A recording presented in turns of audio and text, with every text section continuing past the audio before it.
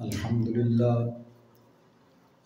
لله رب العالمين، والصلاة والسلام على سيد الأنبياء والمرسلين، إمام الأولين والآخرين، قائد الغر المحجلين، شفيع المذنبين، سيدنا ومولانا وحبيبنا وحبيب ربنا محمد المبعوث رحمة للعالمين، وعلى آله الطيبين الطاهرين، وعلى أزواجه الطاهرات أمهات المؤمنين، وعلى سائر الصحابة والتابعين أجمعين. أما بعد، فأعوذ بالله من الشيطان الرجيم. بسم الله الرحمن الرحيم. وقال الذي عنده علم من الكتاب أنا آتيك به قبل أن يرتد إليك طرفك. صدق الله العظيم. إن الله وملائكته يصلون على النبي يا أيها الذين آمنوا صلوا عليه وسلموا تسليما.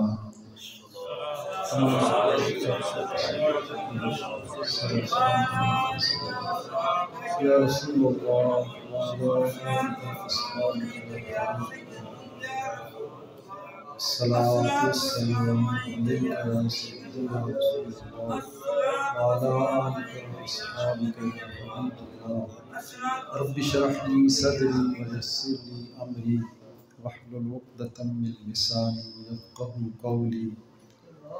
اللہ رب ذوالجلال وحدہ لا شریک لہ کی حمد و ثنا اور اس کے پیارے محبوب نبی کریم صلی اللہ تعالی علیہ وآلہ وسلم کی مقدس بارگاہ میں ہدیہ درود السلام کے بعد نہایت ہی احترام کے لائق اس خاندان کی یہ وسیع خاندان جو ہے اس کی رونق اور اس کے چہرے کا سہرا میری مراد میاں جی ثناء اللہ صاحب دامت برکاتہ القدسیہ اور میرے برادر مکرم حضرت علامہ مولانا القاری الحافظ محمد اشرف سیال صاحب زندہ مجدہ. آپ کا دل نشین کتاب ہم نے سنا. اللہ تعالیٰ آپ کے عمل میں، علم میں اور برکتیں عطا فرمائے. اور سٹیج کی زینت بزرگ تشریف فرما ہے جناب پیر طریقت رہبر شریعت مولانا محمد شریف صاحب دامت برکاتہم القدسیہ. اور اس کے علاوہ بزرگ جو بھی تشریف رکھتے ہیں، خصوصاً میں مولانا خلیل احمد صاحب آپ کا ضرور نام لوں گا کہ جنہوں نے اس مقدس محفل کا اہتمام کیا. اللہ تعالیٰ اس گھرانے کو تا قیامت سربلندیاں عطا فرمائے اور اس کی برکتوں سے پورے علاقے کو مالا مال فرمائے. احباب ذی وقار، یہ جو گھرانہ جن بزرگوں کی یاد میں، جن کے عرس کی تقریب میں ہم جہاں حاضر ہیں، تو یقین مانیے ہم جو بھی اس محفل میں شامل ہوئے ہیں، یہ اللہ کے ولی کی محفل ہے. اور جو خدا کے برگزیدہ بندوں کی یاد میں بیٹھتے ہیں، ان کے ذکر کو لے کر بیٹھتے ہیں، وہ محروم نہیں رہتے. میں یہ سمجھتا ہوں میرے لیے کم از کم یہ سعادت کی بات ہے کہ میں ان عظیم ہستیوں کے ذکر کے لیے جہاں موجود ہوں. اللہ تعالیٰ ہم سب کو ان کی برکتوں سے مالا مال فرمائے. احباب ذی وقار، یہ جو ہمارا کوڑوں کا علاقہ ہے، اس طرح راگوں کا علاقہ ہے، اور مختلف جو ہمارا یہ سارا علاقہ ہے، یہ اگر آپ تھوڑا تاریخ کا مطالعہ کریں تو یہ سارا علاقہ ان کی کاوشوں اور ان کی محنتوں کی وجہ سے آج یہاں اللہ اور اس کے رسول کا نام سربلند ہو رہا ہے.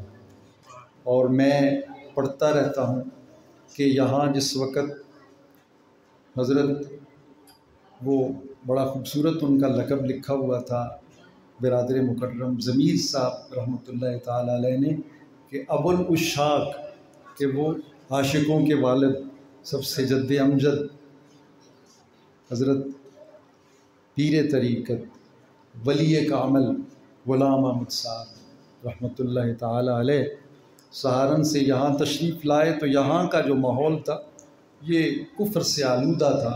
उनकी मेहनतों की वजह से अल्लाह ताला ने यहाँ पर माहौल को कलमा तैयबा की पाकीज़गी अता फ़रमाई और बेशुमार बहुत से सैकड़ों लोग उनके दस्ते अक़दस पर मुसलमान हुए और उन्होंने इस इलाके को अपने फ़यूज़ व बरक़ात से नवाजा। मैं चंद बातें इसी हवाले से अर्ज़ करने की सआदत हासिल करूँगा, इस नीयत से कि अल्लाह ताला उन बुज़ुर्गों को खराज तहसीन पेश करने की वजह से अल्लाह हमारे हाल ज़ात पर रहम फरमाए और हमें उनकी बरकतों से मालामाल फरमाए। मैंने जो आया करीमा तिलावत की है इसमें रब्बे कुद्दूस इरशाद फरमाता है, वक़ालल्लज़ी इंदहु इल्मुम मिनल किताब अना आतीका बिही क़ब्ल अन यर्तद्द इलैका तरफ़ुक। हज़रत सुलेमान अलैहिस्सलाम आपकी मजलिस मुनक़द है और सारे आपके लश्कर के लोग आपके सामने हाज़िर खिदमत हैं। उसमें जिन्नात भी हैं, उसमें इंसान भी हैं, बहुत से लोग बैठे हुए हैं। आपने उनको मुखातब करके कहा कि कौन है भाई बिल्कीस का तख़त मुझे लाकर देने वाला। तो एक बहुत बड़ा मशहूर वाक़या है, आप हर वक्त सुनते हैं। जिन उठा, आपने उसको कहा नहीं मुझे उससे भी जल्दी चाहिए। तो वक़ालल्लज़ी इंदहु इल्मुम मिनल किताब, एक हज़रत सुलेमान अलैहिस्सलाम की उम्मत का एक वली जिसको अल्लाह ताला ने किताब का कुछ इल्म अता फरमा रखा था, यानी इल्मुम मिनल किताब। मिन कहा जाता है हमारे दरसों में कि मिन ये कुछ चीज़ को यानी तबीज़िया है, बाज़ चीज़ों को बयान करने के लिए आता है। तो हज़रत आसफ़ बिन बरखिया वो ज़बूर का कुछ इल्म रखते थे और उन्होंने हज़रत सुलेमान अलैहिस्सलाम से अर्ज़ किया, अना आतीका बिही क़ब्ल अन यर्तद्द इलैका तरफ़ुक। आप आंखें बंद करेंगे, खोलेंगे तो तख्त आपके सामने पड़ा हो। अल्लाहु अकबर। अच्छा, इसमें मैंने जो नतीजा निकाला है इस आय करीमा से, जो मुझे बात समझ आई है वो ये है कि सिर्फ़ इल्म हासिल करना। अब आप देखें कि अगर कुरान पाक का और ज़बूर का मुआज़ना किया जाए तो कुरान पाक तो प्यारे मुस्तफ़ा करीम सल्लल्लाहु अलैहि वसल्लम पर नाज़िल होने वाली अल्लाह की आखिरी किताब है और जो इसकी बरकतें और जो इसकी अज़मतें हैं वो तो सब किताबों से बुलंद तरीन किताब है। लेकिन इसके हाफिज़ अगर किसी कारी साहब को कहा जाए कि भाई फ़लाँ मकाम पर इस तरह का मामला है तो तुम हमारी मदद करो और फ़लाँ मकाम पर तुम्हारी अगर रसाई है तो बताओ, तो वो माजरत करेगा। ऐसा नहीं, वो ऐसा नहीं कर सकेगा। लेकिन हज़रत आसफ़ बिन बरखिया में वो कौन सा कमाल था कि वो ज़बूर का कुछ इल्म रखने के साथ साथ अल्लाह ने उनको ये कमाल भी अता फरमा दिया कि वो चंद लम्हों में, बल्कि आँख झपकने की देर में वो तख्त को लाकर हज़रत सुलेमान अलैहिस्सलाम के सामने रखते हैं। सबब क्या था? मुझे तो सिर्फ ये बात समझ आई है कि ज़बूर तो उस वक़्त के बहुत से लोग पढ़ते होंगे, लेकिन ये वो हस्ती थी, ये वो शख्स था, ये वो तालिब इल्म था, वो आलिम दीन था जो हज़रत सुलेमान अलैहिस्सलाम के मदरसे से हज़रत सुलेमान के सामने बैठकर ज़बूर को पढ़ता रहा। उन्होंने बराह रास्त ज़बूर को नहीं पढ़ा था, ये फैज़ान नज़र था या कि मकतब की करामत थी। सिखाए किसने इस्माइल को आदाब फर्जंदी। अगर सिर्फ मकतब की बात होती, अगर सिर्फ ज़बूर को पढ़ लेने की बात होती तो शायद उनमें यह कमाल न होता। अल्लाह ताला ने उस बंदे को यह कमाल इसलिए अता फरमाया था कि वो किताब भी पढ़ने वाला था और हज़रत सुलेमान की ग़ुलामी भी करने वाला था। उनको ये फैज़ान हज़रत सुलेमान अलैहिस्सलाम की नज़र करम से हासिल हुआ था। और दोस्ताने गरामी कदर, जिनके पास महज इल्म होता है وہ کبھی ان بلندیوں کو چھو تک نہیں سکتے، لیکن جن کو اللہ کے کسی ولی کی بارگاہ میں بیٹھنا نصیب ہو، اللہ کے ولیوں سے نسبتیں نصیب ہو، جن کے پاس اللہ تعالیٰ کے محبوب کا باطنی خیرات بھی موجود ہو، وہ جب قرآن بھی پڑھتے ہیں، جب وہ کتاب بھی پڑھتے ہیں، تو وہ قرآن ان کے سامنے سے تمام پردے ہٹا دیتا ہے، وہ ظاہری دنیا کو بھی مسخر کرتے ہیں، باطنی دنیا کو بھی مسخر کر لیتے ہیں۔ نعرہ تکبیر، نعرہ رسالت، نعرہ تحقیق، نعرہ حیدری۔ اور یہ جو اللہ کے نبیوں کی تعلیم ہوتی ہے، وہ صرف یہ نہیں کہ بھائی اس کو تلفظ کے ساتھ پڑھنا ہے، اس کو اس طرح پڑھنا ہے، اتنی صورتیں یاد کرنی ہیں، تراویاں پڑھنیاں نے کہ بھائی تو اس دفعہ قرآن پاک چنگی طرح دہرا لے، تو تراویاں دے وچ قرآن پاک کو ختم کرنا ہے، اس طرح نہیں۔ وَيُعَلِّمُهُ الْكِتَابَ وَالْحِكْمَةَ وَيُزَكِّيهِمْ، وہ کتاب کی بھی تعلیم دیتے ہیں، وہ حکمت بھی سکھاتے ہیں۔ وَيُزَكِّيهِمْ، اور صرف وہ کتاب کی تعلیم ہی نہیں دیتے، بلکہ ان کے دلوں میں جو زنگ ہوتا ہے، جو پلیدیاں بھری ہوتی ہیں، جو گناہوں کی آلودگی ہوتی ہے، وہ اپنی نگاہ پاک اٹھاتے ہیں اور باطن کو بھی اجال دیتے ہیں۔ ان کا باطن بھی روشن ہو جاتا ہے، ان کا جو ہے وہ ذہن بھی، ان کا دماغ بھی روشن ہو جاتا ہے، ان کا باطن بھی چمکنے لگتا ہے۔ اور جن ہستیوں کا میں ذکر کر رہا ہوں، علامہ عالم عاصی صاحب رحمۃ اللہ تعالی علیہ اور غلام احمد صاحب مرحوم، اللہ تعالیٰ ان کے صدقے سے ہمارے اوپر کرم فرمائے، اللہ کے ولی تھے اور اپنے زمانے کے بہت بڑے عالم دین بھی تھے، اور صرف عالم دین نہ تھے بلکہ بڑی اونچی اونچی نسبتیں رکھنے والے۔ کوئی جو ہے وہ چورا شریف سے نسبت رکھتا ہے، کوئی گورڑا شریف سے نسبت رکھتا ہے۔ حضرت ولی کامل ابو العشاق مولانا غلام احمد صاحب رحمۃ اللہ تعالی علیہ، مجھے بھی یہ بات بتاتے ہوئے فخر محسوس ہو رہا ہے کہ فتح پور شریف میں میاں موسیٰ صاحب رحمۃ اللہ تعالی علیہ ان کی بارگاہ میں زانوِ تلمس تہ کیے، جہاں فتح پور شریف میں آج بھی ان کا مزار اقدس موجود ہے، تو وہاں صرف انہوں نے ظاہری تعلیم حاصل نہیں کی، بلکہ حضرت میاں موسیٰ صاحب رحمۃ اللہ تعالی علیہ اپنے زمانے کے بہت بڑے عالم دین بھی تھے، ان کا مدرسہ بھی تھا، اور صرف وہ ظاہری کتابیں نہیں پڑھایا کرتے تھے بلکہ دلوں کی حالت کو بھی بدل دیا کرتے تھے۔ وہ اپنی نگاہوں کے ساتھ بھی فیضان عطا فرمایا کرتے تھے۔ تو دوستان گرامی قدر، یہ جو سلسلہ ہے یہ صرف ظاہری کتابوں تو ابو الفضل فیضی جس کا نام آپ نے سنا ہوا ہوگا کہ اس نے ایک تفسیر لکھی اور بے نکت تفسیر لکھی۔ آج ہم ایک جملہ بھی بولنا چاہیں کہ اس جملے میں نکتہ نہ آئے تو ہمارے لیے مشکل ہوتا ہے، لیکن ابو الفضل فیضی اس نے پوری قرآن پاک کی تفسیر پہ نکت لکھی، لیکن اتنا بڑا عالم ہونے کے باوجود گمراہ ہوا۔ ادھر حضرت مجدد الافسانی رحمۃ اللہ تعالی علیہ وہ تشریف فرما ہوئے، اگرچہ ان جیسا کوئی دنیا میں اس وقت عالم نہیں تھا، لیکن ان کے پاس صرف علم نہیں تھا، ان کے پاس مصطفیٰ کریم کے در کی باطنی خیرات بھی تھی۔ اور ابو الفضل اس وقت کا بہت بڑا عالم ہونے کے باوجود گمراہ ہوا، اور حضرت مجدد الافسانی رحمۃ اللہ علیہ نے پورے ماحول کو اپنی نگاہ کرم سے تبدیل فرما دیا۔ تو جن کے پاس یہ دوہری دولت ہوتی ہے، جن کی باطن کی نگاہ بھی روشن ہوتی ہے، جن کی ظاہری نگاہیں بھی روشن ہوتی ہیں، اللہ تعالیٰ ایسی ہستیوں کو یہ مقام عطا فرماتا ہے۔ تو یہ جو علم ہے، احباب ذی وقار، علماء کی کتنی اونچی شان ہے، کتنی قدر ہے۔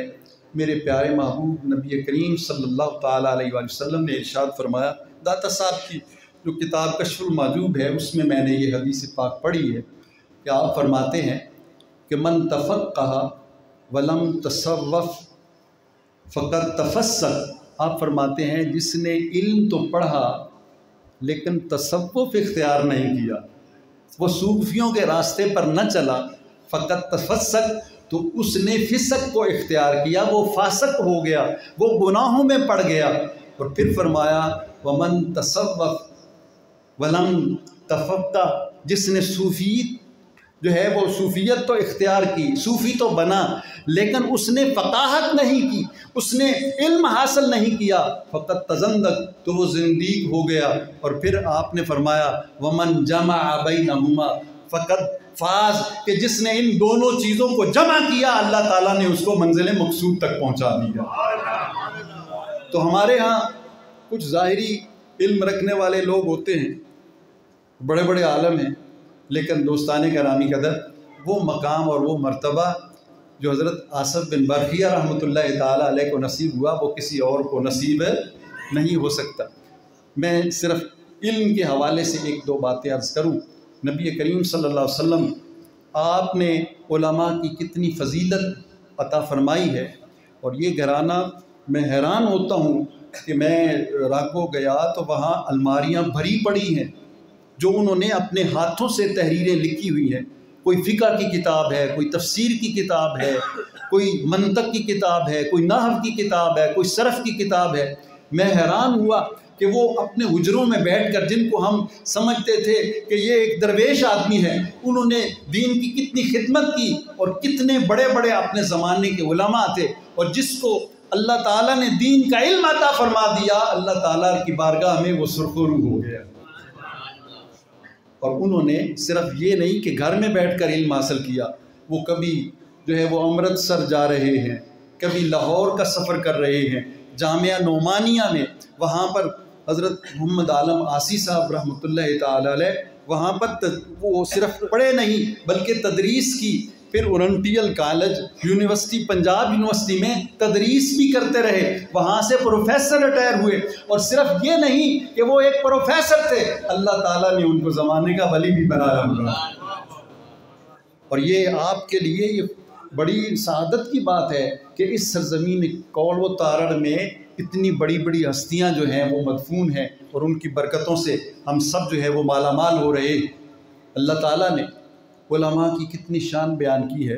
حضور صلی اللہ علیہ وسلم آپ نے حدیث پاک میں ارشاد فرمایا کہ یہ جو علماء ہوتے ہیں اللہ نے ان کو یہ شان عطا فرمائی ہے کہ جتنے بھی نبی ہیں ان کے پاس یہ کوئی مال و دولت کے خزانے نہیں ہوتے، بلکہ ان کی ایک وراثت ہے۔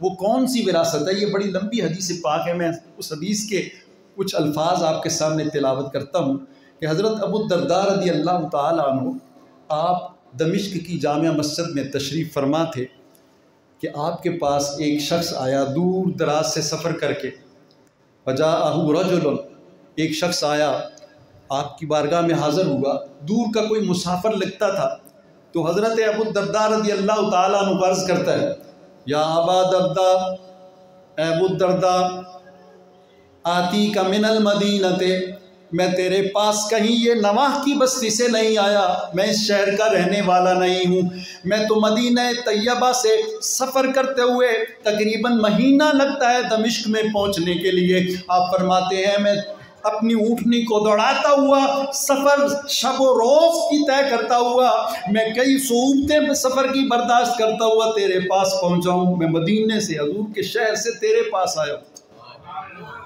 اس نے کہا کہ اللہ کے بندے اتنا سفر تم نے کیوں طے کیا؟ کس مقصد کے لیے آیا ہے؟ ما حاجتوں کا، تیرا کیا مقصد ہے؟ کس مقصد کے لیے آیا ہے؟ جیتو کا للتجارت، کیا تو کسی تجارت کے لیے، مال کمانے کے لیے آیا ہے کہ وہاں پر کچھ حالات اچھے نہیں تھے، کاروبار اچھا نہیں تھا تو دمشق میں شام میں آیا ہے، یہ تم مال کمانے کے لیے آئے ہو؟ قال اللہ، اس نے کہا ایسا نہیں ہے، میں کسی مال حاصل کرنے کے لیے، کسی تجارت کی غرض سے نہیں آیا ہوں۔ تو اس نے کہا اور کس مقصد کے لیے آئے ہو؟ کیا اور تمہارا کوئی عزیز یہاں پر رہتا ہے؟ کسی سے ملاقات کرنے کے لیے آئے ہو یا اس کی خوبصورت فضاؤں کو سیر کرنے کے لیے آئے ہو؟ وہ کہتے ہیں نہیں، میں کیوں آیا ہوں؟ دیکھیں اس وقت علماء میں اور صحابہ اکرام کے جو طلباء تھے ان میں علم کے حصول کے لیے کتنی تڑپ تھی، کتنا شوق ہوتا تھا۔ وہ کہتے ہیں کہ بھئی میں کیوں آیا ہوں؟ جئتو کا، میں تیرے پاس آیا ہوں، بلغنی انکا، کہ میرے پاس یہ بات پہنچی ہے کہ انکا تحدث حدیثاً، کہ تم ایک حدیث بیان کرتے ہو جو تم نے سمیتا من النبی صلی اللہ علیہ وآلہ وسلم، تم نے حضور صلی اللہ علیہ وسلم کی زبان اقدس سے ایک حدیث پاک سنی ہوئی ہے، صرف ایک حدیث پاک کے لیے۔ میں یہاں کسی مدرسے میں داخلے کے لیے نہیں آیا کہ میں کوئی جو ہے وہ عالیہ کی عالمیہ کی کوئی سند حاصل کرنے کے لیے آیا ہوں، کوئی یہاں پر فقہ کی کتابیں پڑھنے کے لیے آیا ہوں، میں یہاں کوئی مال کمانے کے لیے آیا ہوں، نہیں، میں تو صرف ایک مصطفیٰ کریم صلی اللہ علیہ وسلم کا میٹھا بول جو حضور کی زبان اقدس سے تم نے حدیث سنی ہے، میں مہینوں کا سفر چل کر آیا ہوں تیرے پاس حضور کی وہ حدیث سننے کے لیے، صرف ایک حدیث پاک سننے کے لیے میں وہاں مدینے کو چھوڑ کر یہاں پر آیا ہوں۔ انہوں نے کہا اچھا تم حدیث کو سننے کے لیے، صرف ایک حدیث پاک کو سننے کے لیے۔ احباب ذی وقار، یہاں پر قابل غور بات ہے، یہ ہم جو سیاستہ کی کتابیں اٹھا کر پھرتے ہیں، جو ہمیں بڑی بڑی ضخیم کتابیں حدیث کی ہمارے پاس موجود ہیں، یہ ایسے اکٹھی نہیں ہوئی، یہ ان ہستیوں کی شب و روز کی محنتیں ہیں، انہوں نے مسافتیں طے کی، انہوں نے مہینوں کے سفر کیے، اور اس کے بعد یہ مجموعہ اکٹھا کیا جو بندہ بنایا آج ہمارے ہاتھوں میں موجود ہے۔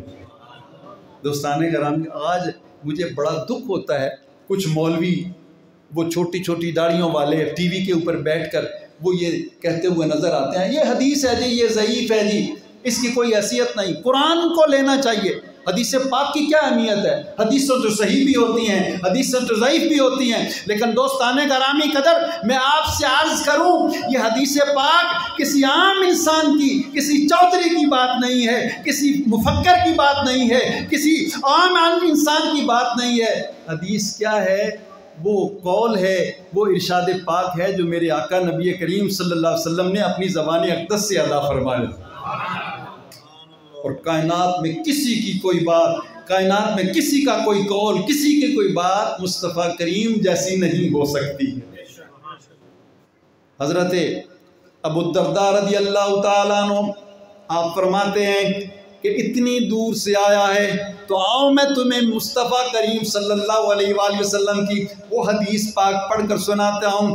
آپ نے فرمایا کہ آؤ، میں نے اپنے کانوں سے مصطفیٰ کریم صلی اللہ علیہ وسلم کی بارگاہ میں بیٹھے ہوئے مسجد نبوی میں بیٹھ کر، حضور کے درس میں، حضور کے طلباء کی صف میں بیٹھ کر حضور صلی اللہ علیہ وسلم سے اپنے کانوں سے یہ بات سنی تھی۔ حضور ارشاد فرما رہے تھے من سلک طریقا یطلب یلتمس فیہ علما، حضور نے ارشاد فرمایا کہ کوئی شخص اگر کسی راستے پر گامزن ہوتا ہے، کہیں سفر پر جاتا ہے، اس کا کوئی مقصد نہیں ہوتا، صرف علم کے حصول کے لیے وہ گھر سے نکلتا ہے، اللہ تعالیٰ اس پر کرم یہ فرماتا ہے سہل اللہ طریقا الی الجنہ، کہ وہ جس وقت گھر سے نکلتا ہے اپنی امی جان کو رخصت کیا، والد گرامی کی شفقتوں کو چھوڑا، اور علم کے حصول کے لیے کہاں جا رہا ہے؟ مدرسے میں جائے گا، ٹوٹی ہوئی چٹائیوں پر بیٹھے گا، وہاں پر وہ چٹائی پر سونا پڑے گا، کبھی کھانا میسر ہوگا، کبھی میسر نہیں ہوگا،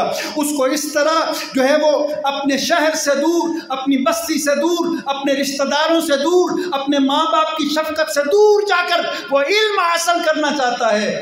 تو میرے آقا نے فرمایا جب وہ قدم اٹھا کر رکھتا ہے تو یوں نہ سمجھو وہ مدرسے جا رہا ہے، حضور فرماتے ہیں یوں سمجھ لو کہ وہ جنت کے راستے پر چل رہا ہے۔ سہل اللہ طریقا الی الجنہ، اللہ تعالیٰ اس کے لیے جنت کے راستے کو آسان کر دیتا ہے۔ جن ہستیوں کا آج ہم ذکر کر رہے ہیں وہ اپنے زمانے کے بہت بڑے عالم دین تھے، ارے جن کو اللہ تعالیٰ کے حبیب نے فرمایا جو اپنے گھر سے جاتا ہے اور علم کے حصول کے لیے جاتا ہے، ان کو اللہ تعالیٰ جنتیں عطا فرماتا ہے۔ تو پتہ یہ چلتا ہے کہ جن لوگوں نے یہ علم کی خیرات حاصل کی ہے ان کو یوں نہ سمجھو کہ وہ ایک مٹی کے گھر میں پڑے ہوئے ہیں، اللہ تعالیٰ نے جنت میں محل عطا فرما دیے، وہ اب بھی جنتوں میں مکین ہیں۔ اور پھر میرے آقا نبی کریم صلی اللہ علیہ وسلم کا ارشاد پاک، حضرت ابو الدرداء جو ایک حدیث پاک انہوں نے سنی تھی اور بیان کرتے تھے، وہ دور سے وہ مسافر آتا ہے حضور کی حدیث پاک کو سننے کے لیے، تو وہ سن کر اس کے شوق کا کیا عالم ہوگا، وہ کس طرح جھوم رہا ہوگا مصطفیٰ کریم صلی اللہ علیہ وسلم کی اس حدیث پاک کو سن کر۔ آپ نے فرمایا آؤ میں تمہیں ایک اور بات بتاتا ہوں۔ میرے آقا نبی کریم صلی اللہ علیہ وسلم نے ارشاد فرمایا इन तालिबा कि जो इल्म का हासिल करने वाला है, यस्तगफिरु लहू मन फिस समाई वल अर्द हत्तल हीतानो फी तहतल मा हत्तल हीतानो फिल मा। हुजूर अलैहिस्सलाम ने मुझे ये भी इरशाद फरमाया था, ए इल्म की तड़प रखने वाले, ए इल्म के हसूल के लिए निकलने वाले, आओ मैं तुझे एक और खुशखबरी सुनाता हूँ कि मेरे आका ने ये फरमाया था कि जो शख्स इल्म की तलब के लिए निकलता है, जो उलमा की सफ़ में शामिल होना चाहता है और कुरान पाक की तालीम हासिल करता है, हदीस पाक की तलब के लिए निकलता है, तो जब वो बाहर निकलता है ना अपनी दहलीज से, तो अल्लाह ताला के फरिश्ते भी और ज़मीन पर बसने वाली सारी मखलूक हाथ उठाकर उसके लिए दुआएं करना शुरू कर देती। या अल्लाह इस पर करम फरमाना, इसको अपनी रहमतों से नवाजना। या रब्बल आलमीन ये तेरे रास्ते में चला है। और फरमाया हत्तल हीतानो फी तहतल मा, आप फरमाते हैं कि जिस वक़्त वो चलता है तो वो जो मछलियाँ मचल मचल के वो जो है वो समंदर की तहों पर तैर रही होती हैं, अल्लाह ताला उनकी बोली को भी जानता है, वो भी अपनी ज़बान हाल से ये दुआएं कर रही होती हैं, या अल्लाह इस आलम दीन को अपनी रहमत से सरफराज फरमा। तो वो मछलियाँ भी उसके लिए दुआएं करती। और फिर सिर्फ ज़मीन की मखलूक नहीं, बल्कि मेरे आका ने इरशाद फरमाया अन्नल मलाइकता, जो फरिश्ते हैं, लतादाउ अजनिहातहुम, वो अपने परों को उसके पाँव के नीचे रखते हैं, रिदन लितालिबिल इल्म, कि वो जो इल्म के हसूल के लिए निकला है। अरे दोस्ताने गरामी कदर, यूँ समझ लो कि जब वो अम्मी जान को सलाम करके अपनी दालीज से बाहर कदम रखता है तो वो अकेला नहीं होता। हम तो देखते हैं टूटा हुआ जूता है, फटे पुराने कपड़े हैं, ये तालिब इल्म जा रहा है मस्जिद में हाफिज साहब के पास, वहाँ टूटी हुई चटाई पर बैठेगा, ये तो एक मामूली सी है, एक मामूली सा शख्स है जो इनके असूल के लिए निकला है। नहीं, मेरे आका ने फरमाया जब वो अपने घर से निकलता है इनके असूल के लिए, तो हद्दे निगाह तक फरिश्ते उसके इस्तकबाल के लिए खड़े होते हैं, उसके पाँव के नीचे अपने पर बिछाते हैं, रिदन लितालिबिल इल्म, कि मुझसे हमसे ये राज़ी हो जाए, अगर ये राज़ी हो गया तो रब्बे कुद्दूस भी हमसे राज़ी हो जाएगा। और फिर हजूर ने इस हदीस पाक के आखिरी अल्फाज हैं, मेरे आका ने इरशाद फरमाया कि जिस तरह चांदनी रात हो, 14वीं का चांद निकला हुआ हो और छोटे छोटे सितारे टिमटिमाते हुए नज़र आते हैं, तो सारे दूसरे लोग सितारों की मानंद हैं, और अल्लाह ताला ने एक आलम दीन को 14वीं के चांद से भी ज़्यादा अज़मतें अता फरमा दी।